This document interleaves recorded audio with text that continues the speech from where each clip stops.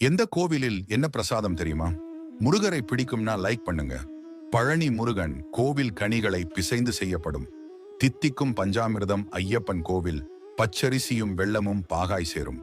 மணக்கும் அரவணை பாயசம் நாமக்கல் ஆஞ்சநேயர் கோவில் மிளகு சேர்த்து விழுந்தால் தட்டிய கமகமக்கும் வடை ஸ்ரீவில்லிபுத்தூர் ஆண்டாள் கோவில் சுண்டக்காய்ச்சிய பாலில் திரண்ட பால்கோவா மதுரை கள்ளழகர் கோவில் தோசை. காஞ்சிபுரம் வரதராஜர் கோவில் சுக்கும் மிளகு மணம் வீசும் இட்லி சிதம்பரம் நடராஜர் கோவில் புது அரிசியும் வெல்லமும் குழைந்த திருவாதிரை களிப்பிள்ளையார்பட்டி.